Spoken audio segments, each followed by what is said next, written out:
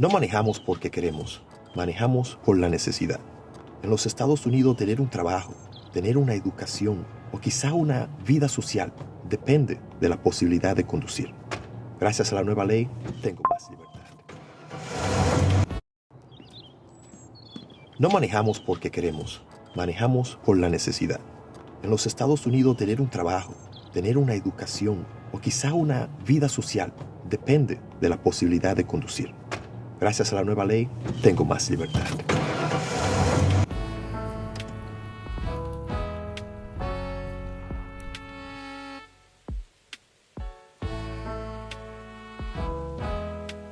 Si tú manejas en Minnesota, esta ley es para ti.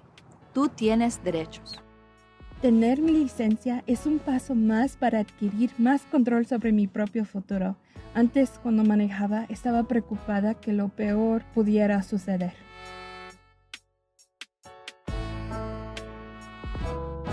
La comunidad latina ha sido atacada desproporcionadamente por la policía. Si te detienen, puede reducir el riesgo de que la situación se ponga más grave, manteniendo la calma.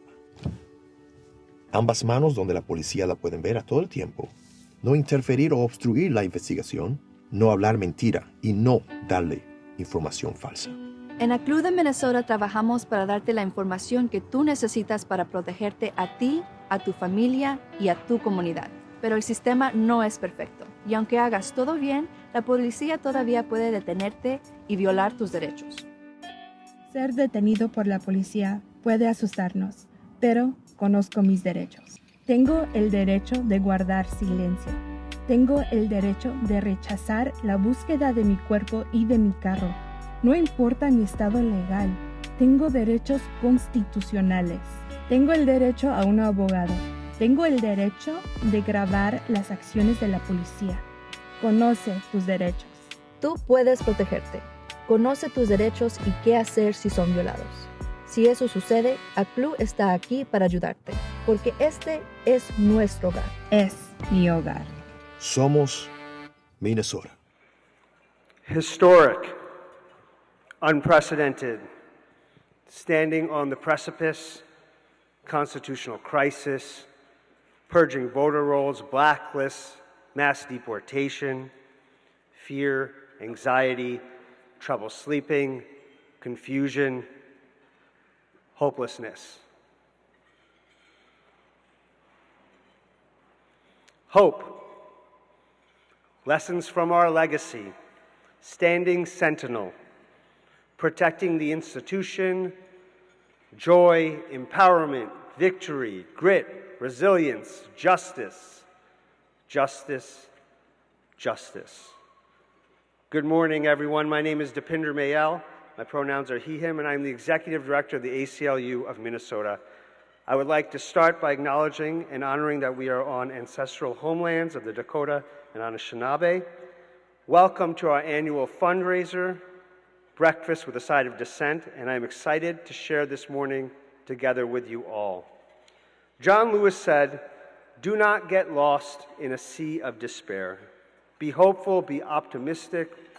Our struggle is not the struggle of a day, a week, a month, or a year. It is the struggle of a lifetime. Defending our rights, our democracy, our liberties is not just something that we do every 4 years at the ballot box.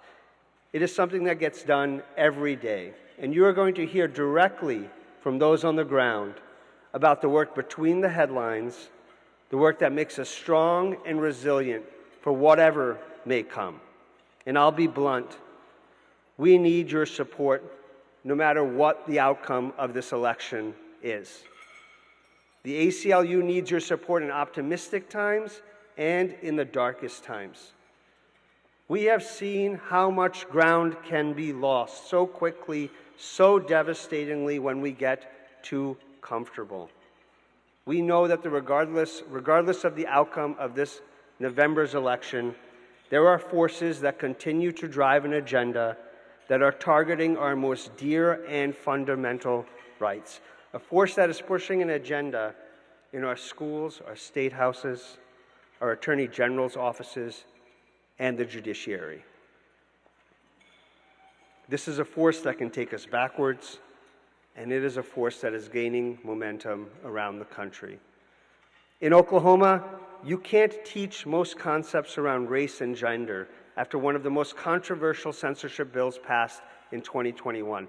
That meant that when the city of Tulsa was commemorating 100 years since the Tulsa race riots, that teachers at the public schools feared adding it to their curriculum.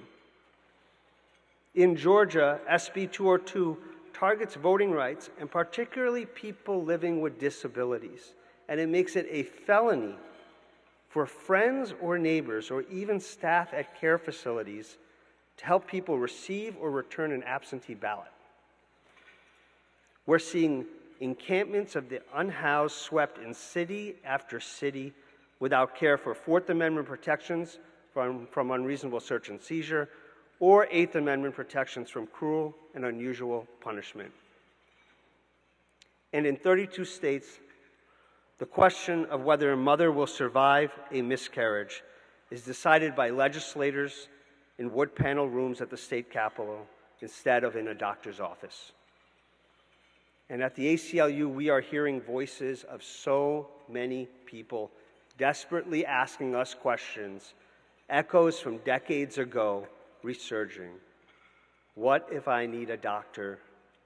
Will I go to jail if I honor my oath to the medical profession? Will my vote count? Is it safe for me and my children to travel there? And how do I get out? I think about all the parents we met at Pride this year, parents who moved from their home states to Minnesota to find safety for their children. People are coming to find trans refuge. People are coming to raise their kids where they can learn about history and biology. They are coming where they can access reproductive and maternal health care, where they can vote without jumping through needless hoops and efforts to water down voting power. And in Minnesota, because of all of you, we have fought and won protections that barely get the light of day in other states, and instead are being rolled back in state after state. The ACLU has been on the ground for 100 years. We understand their playbook. We understand the threat they pose. We understand what it takes to win. And I'm here to tell you and reassure you that we have a playbook of our own. We are tried and tested like no organization in the country, and we are equipped to handle the whole range of attacks, from protecting the First Amendment, reproductive, LGBTQ+ rights, to pushing for criminal justice reform and protecting the vital rights of our election. On top of that, we can act in every level of the judiciary, in every jurisdiction, in every state, whether it be groundbreaking impact litigation, lobbying in state houses, or on-the-ground organizing in communities. Our work is strategic, it is targeted, it is delivering outcomes that will build movements around values and will move the needle for generations to come. This includes a robust election protection program nationwide and here in Minnesota. I know many of you know the ACLU is actively litigating live fights in Pennsylvania, Michigan, Georgia, Ohio, Florida regarding mail-in ballots, county electors, voting rolls, hand-counting votes, and now trying to get extensions on voter registration due to the devastation from Hurricane Helene.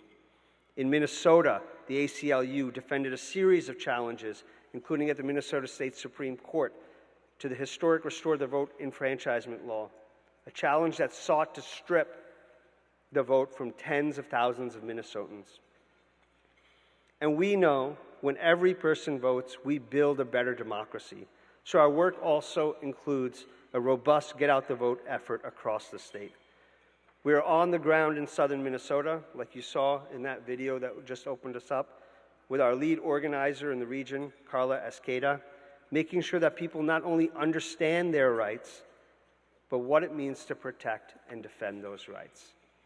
And you'll hear more today about our on-the-ground work directly from some of our Smart Justice Fellows. And I can tell you that our fellows are some of the most passionate, creative, and determined advocates that I have had the pleasure to meet. And over the year, they have been leading the charge on these efforts, bringing their stories, their grit, their resilience, and their power to this fight. With your support, by Election Day, the ACLU will have hosted 10 outreach events in 7 towns across the state, mailed thousands of bilingual postcards to voters in southern Minnesota, mailed 60,000 flyers to 31,000 re-enfranchised voters, reached an additional 21,000 individuals with Know Your Rights outreach events in partnership with the Minnesota Timberwolves and Lynx, utilized a powerful and robust social media campaign, including targeted texting, and doubled down our efforts with tribal partners in northern Native communities where we are working together to make voting a tradition. There is an urgency now.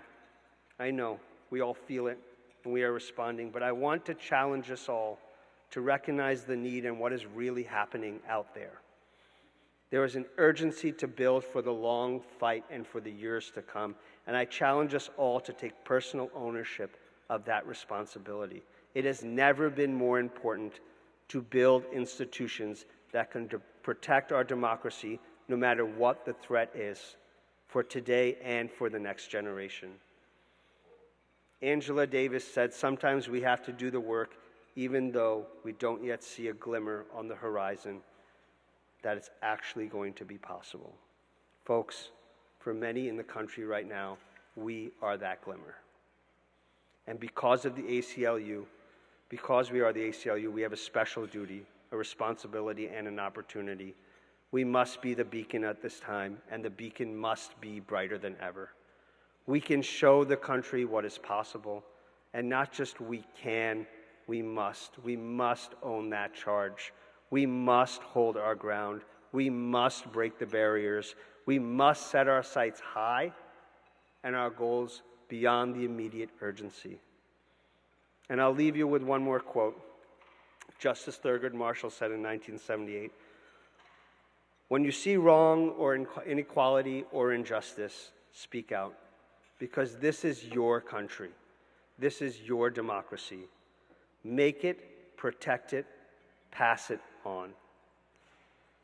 Thank you for sharing your morning with us, and thank you for making and protecting our democracy for today and the next generation.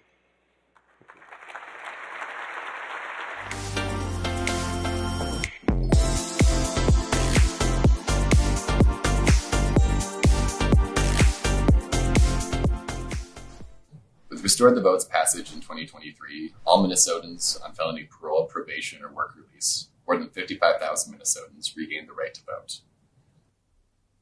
This change was the result of over 20 years of sustained effort by justice-impacted organizers across the state, with the backing of a coalition of more than 70 organizations, including the ACLU of Minnesota. To make sure Minnesotans with felony convictions know that they can now vote, the ACLU has teamed up with the Minneapolis NAACP and Tone Up to offer the 2024 Smart Justice Fellowship. For the fellowship, we selected 10 rising justice-impacted leaders from across the state to train as organizers so that they can build political power for justice-impacted voters across the state. Since our first meeting in February of 2024, our Smart Justice Fellows have been meeting with community leaders, using their creative skills to reach out to voters across the state and organizing events so that they can get the word out about Restore the Vote. This way, we can make sure that all 55,000 Minnesotans who got the vote back will be able to reclaim their voice by going to the polls on November 5th and casting their ballot.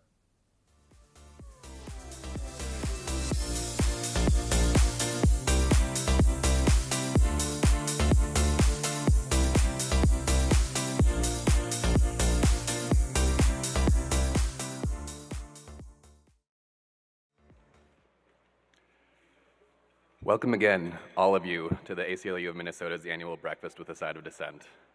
My name is Paul Sullivan. I use he, they pronouns, and I've been working as an organizer with the ACLU of Minnesota for a little over a year now. My primary focus in this time has been on conducting outreach to the more than 55,000 Minnesotans who now can vote under RTV, which passed in 2023. Yes, that does deserve applause, absolutely.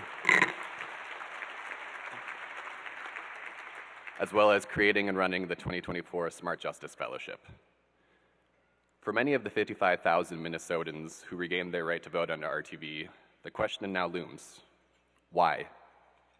Why should I, as someone who has either been incarcerated or on probation, now turn around and vote for the very systems that failed me? This question is the seed that the Smart Justice Fellowship grew out of. When it comes to reaching out to this population that is, for very understandable reasons, often deeply mistrustful of our state institutions, the messenger truly does matter. Individuals who have experience with our criminal legal system know so much more about how that system works and the minutiae of that system than people without this experience ever could. It has affected them personally. For this reason, it was clear to us that an effective outreach strategy to RTV voters must be done by justice-impacted organizers. Today, I'm excited to introduce you to 3 such organizers.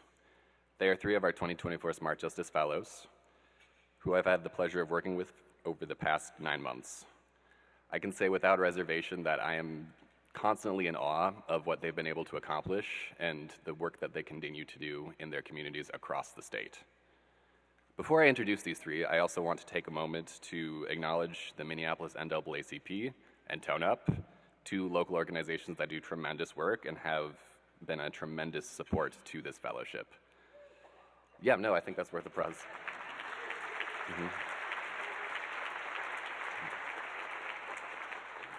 I also want to highlight the work of a 4th fellow who won't be on the panel today, Echo Mendoza. They have created an art installation that you can interact with over in that corner that will be available during and after the program. And now our panelists. Panelists, if you want to come on up. There you go.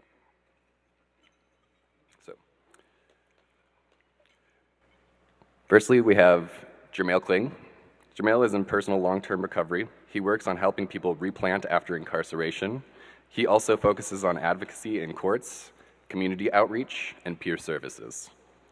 Tarji Kennedy is a 23-year-old mother of 2 boys from Minneapolis who comes from a family that has been fighting for criminal legal justice for more than 2 decades. Her focus is working on youth empowerment and making change for people who are wrongfully convicted. Tarji is on the board of Minnesota Wrongfully Convicted Judicial Reform.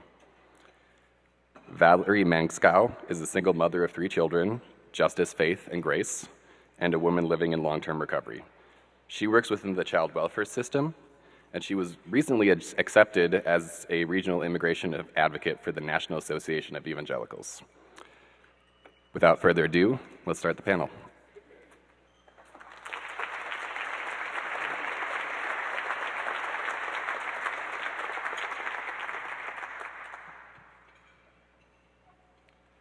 So, can you hear me? Good, okay. So the first question that I have for all of you, what motivated you to apply for the Smart Justice Fellowship? And let's start with Tarji. Hello. What motivated me to start the Smart Justice Fellowship was I'm really open to learning new things, and I didn't know a lot about voting before I got into this group, and I think it's a really good thing, like, to educate my community on, because we don't take voting serious a lot. So, yeah, that's how I got into it. Sure. Valerie, same question.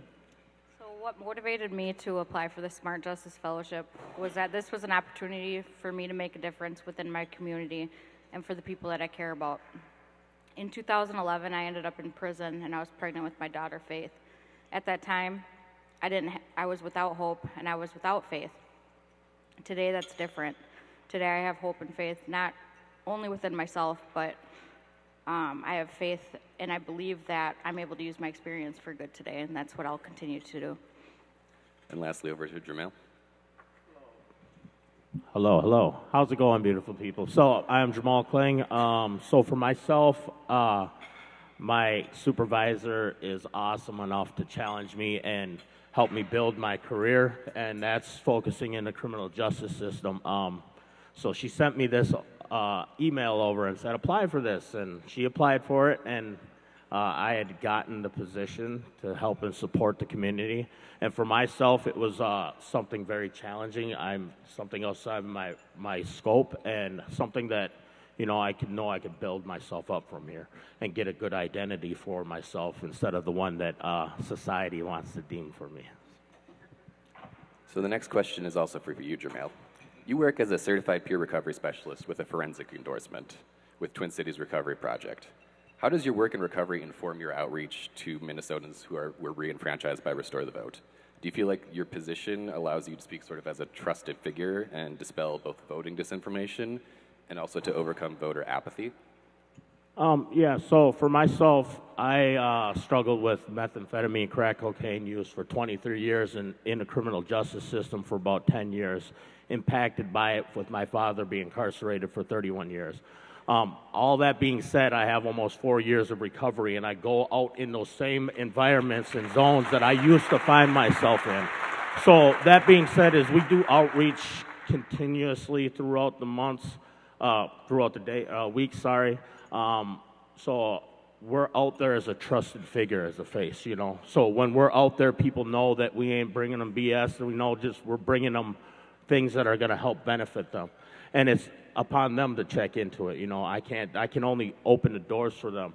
So one of the big opportunities is we do a lot of outreach. We do a lot of community events. We're doing a lot of, last month we had a whole month of posting events and being places for the recovery month, overdose awareness, and a lot of this Restore the Vote information and how the voters go and where to vote, how to register, and things like that. And those that are impacted are majority of those are criminally justice impacted. They're out there encampments. We're in the South Side, Minneapolis, North Minneapolis, and a lot of these places are zones where high activity, gang activity, violence, drug activity, and we're there as a presence, and we can go there safely and bring people from the community out there safely because we're trusted out there. So when we're bringing something to them, they know it's solid. Thank you so much. The next question I have is for Tarji. So you come from a family with a strong tradition of fighting for the rights of justice-impacted folks, including the long fight to exonerate your uncle, Marvin Haynes, who was wrongfully incarcerated for 20 years. How do you think this background has shaped your activism? In turn, how have you found your own distinct path and priorities as an activist? So how I found my own path was for fighting for my rights, like standing up for myself no matter what. And like seeing my uncle be wrongfully convicted, I didn't think it was real at first. Like, I'm only a little girl, I'm in middle school, and my mom's telling me my uncle's in jail and he's not supposed to be there. And what I took from it all was like, I want to give back to the youth. Like, before we go out and these things happen to us, we should know we have the right to vote, to know where we want to live, or how our housing is going to be, how college you're going to go. If you don't vote, you wouldn't know. So, yeah, that's what I took from it. For sure. Valerie, you came to this fellowship already with a fair amount of experience as a community advocate for criminal legal reform. How do you continue with this work when it can seem so overwhelmingly big? So in my early recovery, I became pregnant with my third child. Her name is Grace Liberty. She's sitting in the back. She went to work with her mom today. And I didn't think that I could parent. I didn't think that I could provide for her. I had multiple felonies. I was living in a life of poverty and struggle and addiction. And there was one person that gave me hope and encouraged me when I didn't have any hope for myself. And that one person said, Valerie, you can do it. Long story short, now I'm able, within that same program, that one person that encouraged me, I worked for that program where I got that encouragement, and I fought for my daughter. And now I use a conversation at a time, and I never underestimate the power of planting a seed. Somebody gave me that hope, and now I share my story within the child welfare system of you can make it out too, you can make a difference too, you can use your story for change, and all of this pain can be for purpose. I believe in you, and I believe that change starts with conversation, and I'll continue to have those conversations.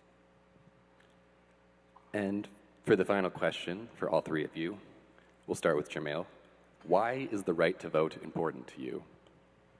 So for myself, I was in the criminal justice system at the age of 12. A lot of behaviors that were happening around that time were also due to the fact of coming out with trying to realize that, I've been sexually traumatized for so long. So from like the age of 3 to 12, then I started getting into all these behaviors and drugs. And it's like, at that point is a crucial point to help our youth, instead of putting them into the criminal justice system and giving them that, therapy, helping, community engagement. I found especially that helped me a lot when I was like 15 to like 18. But when I turned 18, the program ended. I started getting in trouble. Immediately, I got a felony. I could never vote. So it never mattered to me because my voice, I didn't feel like a citizen. Even when I went to prison and came out into community, my concept was, okay, I did this trouble and I went to prison like I'm going to do good. I'm doing great. I went to, started getting education for computers, taught out, went to PC for People, went to Normandale, went to MCTC for software development, couldn't get into it because of my background. And that was like an eye-opener. And that was the first start breakdown of struggle that got me going back and forth with drugs and crime. So for me, it didn't matter. I'm like, politics is just want to keep me locked up. It wasn't until when this restored the vote, I'm like, man, I can actually have a voice now. This is like a big change. This means that I'm now a person. I'm recognized in my community, And it's like, I'll tell you, I work really hard and I love what I do. If I wanted to work in some other place besides Twin City Recovery Project is my heart. If I wanted to work for other community recovery organizations, I was a Park Avenue alumni and worked there. I wanted to work for them. I couldn't because I'd have to do a background. And so this is an opportunity for me to say, hey, it's time to take some of this power away from the criminal justice system because for me and my family, we're impacted, but we're also impacted in recovery. I have my brother, my cousin just walked in. He works with me at Twin City Recovery Project. My brother works at Salvation Army as a soldier.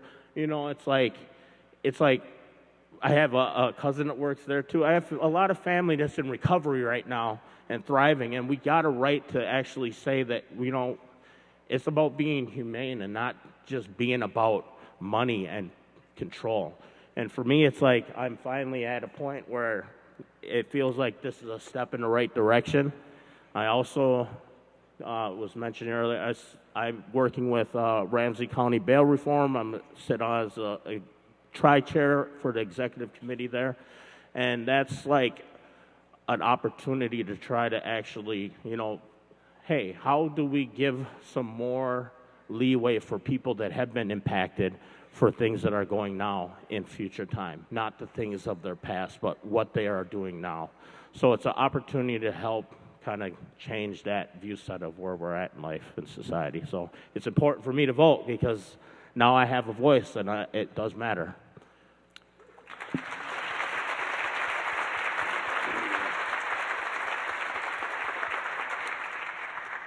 Same question to you, Valerie. Why is the right to vote important to you? So the right to vote is important to me, and it gives me courage and motivation to bring my vote and bring my voice to the table. I think the biggest reason is because of how many people that I've lost to the struggle, whether it's, the struggle of recidivism ending up,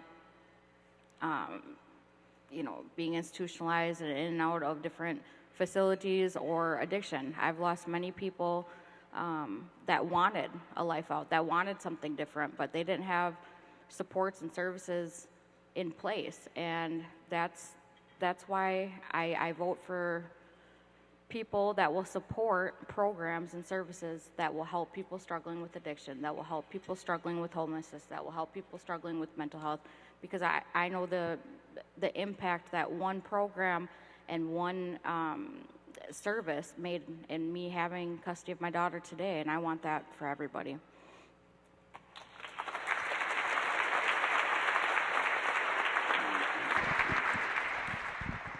Last but definitely not least, Tarji, why is the right to vote important to you? The right to vote is important to me now. At first, it wasn't that important to me, but it's important to me now because, like, this vote matters because it's my kid's future. Like, where are you guys going to be if I don't vote for the right president? If I don't vote for the right city council? Who's going to support you guys? Like, who's going to support my grandchildren? And it's just always, well, it's just now so important for me now because I have my kids with me and they're watching me and they're looking at the president and they're looking at doctors, they're looking at police officers, and I'm like, I gotta vote for the right person so you can have the right people to teach you in your life. Like, we need the right officers and sheriffs on the street. We need the right city council. Like, in the community we do come from, like I said, we're not taking voting that serious from my community. It's the truth. Nobody's like outside. Majority of the people in my community is felons, so they're like, we couldn't even vote last year, so why would we vote today? But I'm like, because you have kids out there who you have to make this change for. If you want your kids to go to college and thrive in life, you have to make the first vote. Like, everything matters now, like the whole world. Like, I didn't even know this whole system was like this until my mom got so wrapped up into the city council, and then I got into the fellowship. I'm like, all of this really matters. Like, if you're in the low-income community and you want to have food stamps next year for your family, you have to vote, or they're going to take everything. Like, even though that we do want to get farther and we do want our kids to go to college and stuff, you have to vote to make sure your kid's going to get there, because where your class is in life, it matters. Like, if you're low class, people don't really choose you. I didn't know it was all these people who would support my family until my mom got out there. My mom didn't even have no support. She was by herself. And then it was like when she got out into this world and she's like, I'm going to go for city council, nobody believed in her. She's just a teenage mom, my teenage mom at that. So it was like, we have to vote. My mom's like, you have to vote. Where's your kids going to be now? I'm like, they're going to be rich and we're going to be making it.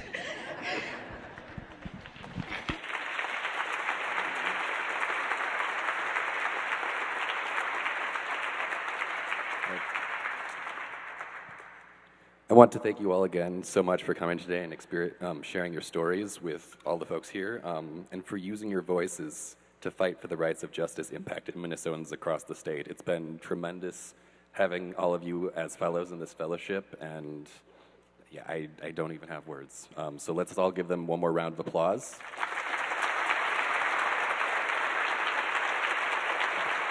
What kind of America do we want to live in? We defend our rights at every turn. We fight back when lawmakers try to undermine the fundamental principles of our democracy. Soon, we'll exercise one of our most powerful rights, the right to vote and elect our leaders up and down the ballot. We have a job to do. Make a plan to vote. Then, talk to your friends and family and help them make a plan to vote. Together, we can use our power and take back our democracy. We can't do this alone. It's going to take all of us to build a nation that truly values liberty and justice for all.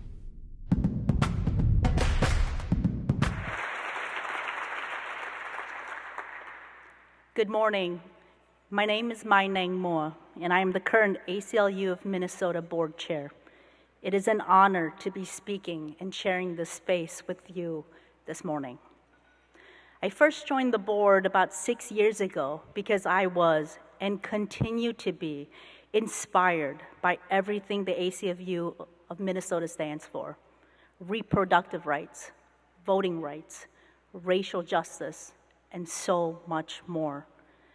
But as an immigrant myself, It is their immigrant rights work that speaks to me, both personally and professionally.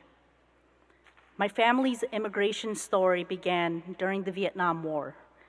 Before I was born, the CIA recruited Hmong people, including my family, in Laos to assist in the effort to stop the spread of communism in Southeast Asia. This included infiltrating the Ho Chi Minh Trail and rescuing downed pilots. When the U.S. left Southeast Asia, their partnership was not looked upon kindly. While being hunted and persecuted, my mother and her fellow villagers were cornered as a bomb dropped on them. My mom miraculously survived, despite shell fragments penetrating her arm and back. Many villagers, including family members, were not as fortunate. My mom eventually made it to a refugee camp in Thailand. That was where I was born. Now, I am an immigration attorney with my own law office in Minneapolis, Minnesota. My staff and I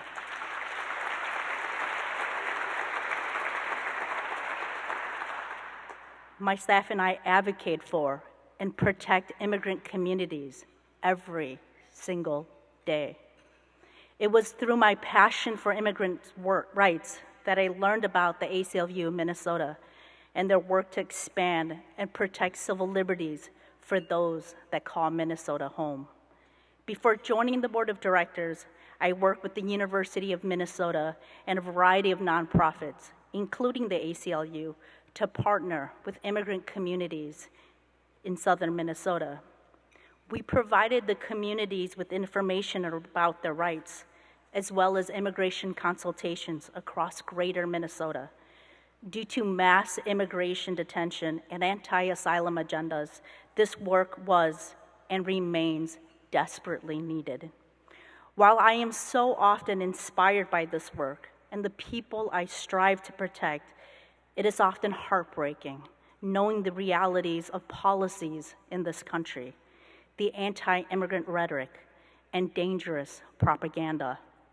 The immigration system is broken, and neither side of the aisle cares to fix it.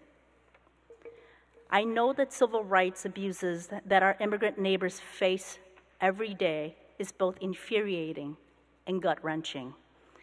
It can be easy to feel hopeless in the face of so much injustice. But the ACLU of Minnesota is not backing down just because the work is hard and takes time, sometimes decades. What does that work look like? It looks like getting driver license for all law passed. As we saw in the video at the beginning of the program, no longer does citizenship status stand in the way of immigrants having the right to legally drive. It looks like shedding light on 3 county jails that partner with immigrations and customs enforcement, commonly known as ICE, to detain individuals, detain Minnesotans. Like you, I have spent many hours thinking about the election and its potential impact. We know that no matter who wins the presidential race, there will be much work to do, both locally and nationally, to advocate for immigrants. And while the ACLU of Minnesota is fiercely nonpartisan, they realize the potential to protect immigrants is significantly higher if one candidate wins than the other. But while we get out to vote and await elections results, no matter what happens in November, it is crucial that we continue the work that is underway at the ACLU of Minnesota and our partner organizations. Work that is hard and take resources. Work that is done with and for immigrants, our fellow Minnesotans, our families. I would like to introduce my good friend, Nicole Moen. Nicole and I sat on the ACLU of Minnesota board together.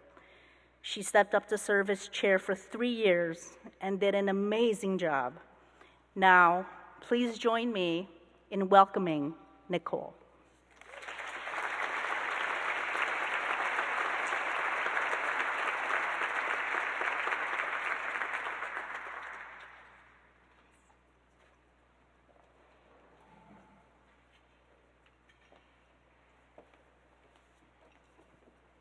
Good morning.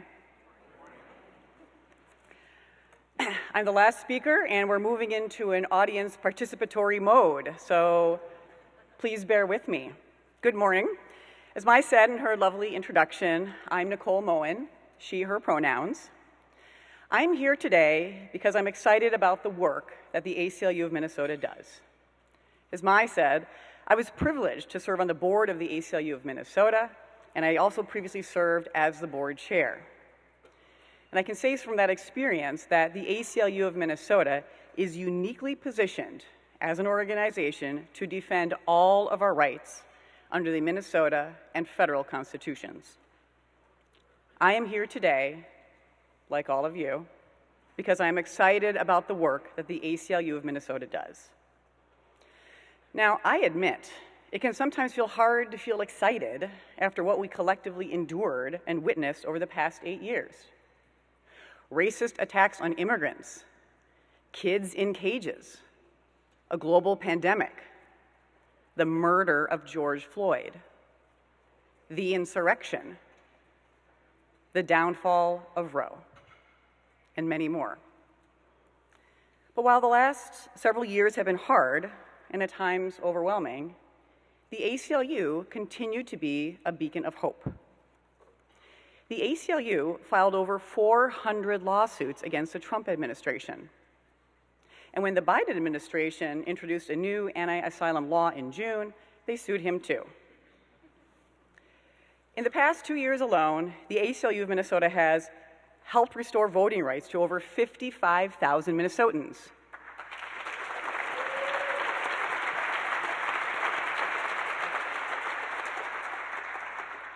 Worked with community partners to ensure everyone in Minnesota can apply for a driver's license, regardless of their immigration status.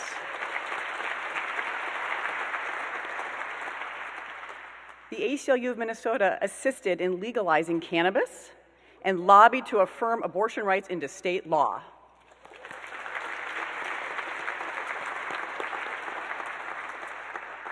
The ACLU of Minnesota filed a lawsuit that took former Minneapolis Police Department union head Bob Kroll off the beat for a decade.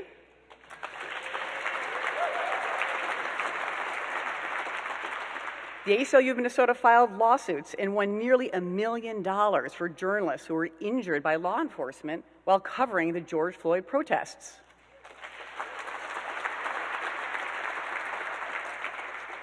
And the ACLU of Minnesota sued police departments for the wrongful arrest of Black people, and the list continues.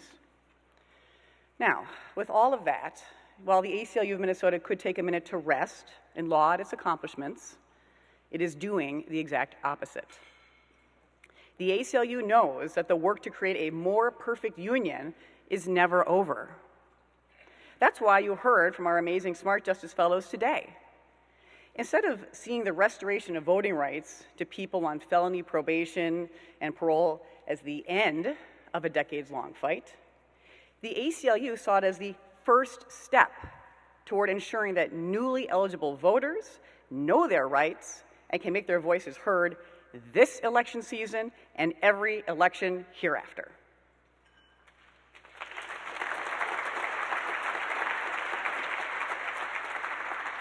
The ACLU of Minnesota is not sitting and waiting for change to happen. Instead, it is actively going out into our communities to find where change is needed. That is why this year, the ACLU of Minnesota established a proactive model of work. They know that there is inequality in our policing system, that immigrants across our state and country need better protections, and that our jails and prisons need reform. That's why the ACLU of Minnesota created teams of highly qualified staff members to proactively file lawsuits, draft legislation, create public campaigns, and launch community outreach strategies to address these issues and more. The politics of today, recent Supreme Court rulings, and global affairs can make it hard to feel enthusiastic about anything. But let me tell you, if you need to find a glimmer of hope in the darkness, the ACLU of Minnesota is a great place to look. But here's the thing. The ACLU cannot do this work without our support. The crucial work that the ACLU of Minnesota is doing to protect and expand our civil liberties, work that will continue no matter what happens on November 5th, takes money. So I'm asking you to support the ACLU of Minnesota today. I am also excited to announce that a very generous, anonymous supporter has challenged you here in this room and watching online to give. This supporter has pledged $150,000 that will be used to match every donation dollar for dollar. That means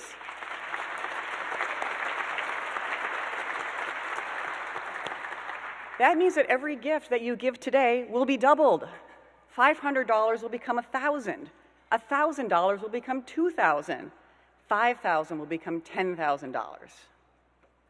Now, table hosts, would you please take the pledge envelopes and the I'm Fighting For sheets out of your packet and pass them around your table.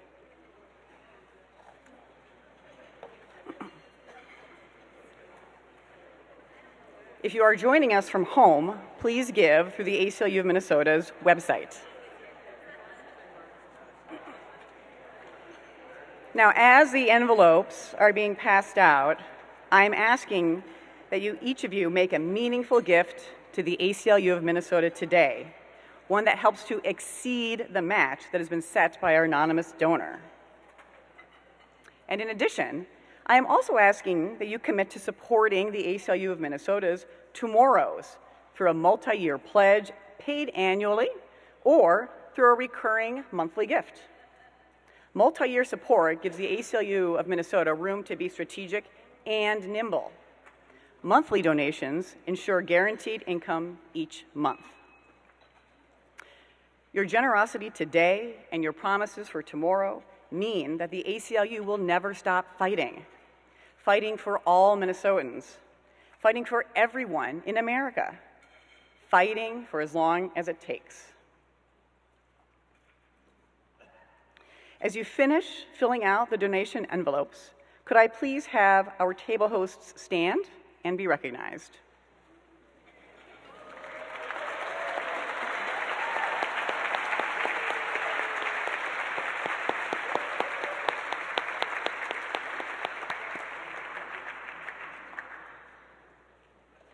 Thank you all for helping make today a success. I would also like to say thank you to all of our sponsors for making this breakfast possible. And to our wonderful staff and board members, please stand or wave from wherever you are in the room.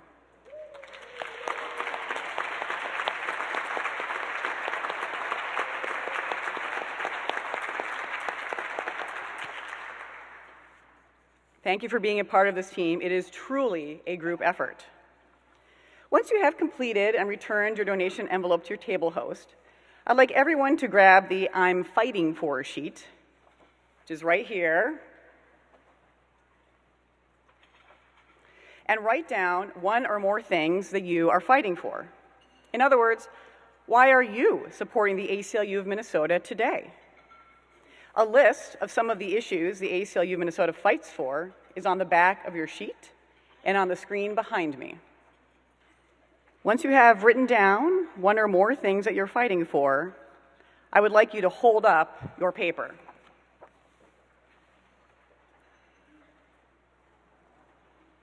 Just keep holding it up. Everyone can see it. All right, now I would like everyone to take a second to look around the room. Everyone is holding something that they are fighting for. Everyone is holding reasons to support the ACLU of Minnesota. We talked about hope earlier today, and let me tell you, it's hard not to feel it in this moment, here with all of you. You give me hope. The work that the ACLU of Minnesota can do when we come together gives me hope. I hope this makes you feel hopeful too. Now, we will need that hope backed up by action in the coming days. It is not an overstatement to say that our democracy is in peril, again. The election is 28 days away. Early voting has begun. I don't want any of us to be in a position 6 months from now when we think, if only we had done more. The chance, the opportunity, the freedom to do more is in our hands now. If we continue to work together, hope together, we can and we will prevail. So please, go vote. Make sure your friends vote. Vote like your rights depend on it. And support the ACLU of Minnesota now so that whatever happens in November, we will be ready for it. Let us go forth with hope and strength together. Again, thank you for joining me and supporting the work of the ACLU of Minnesota.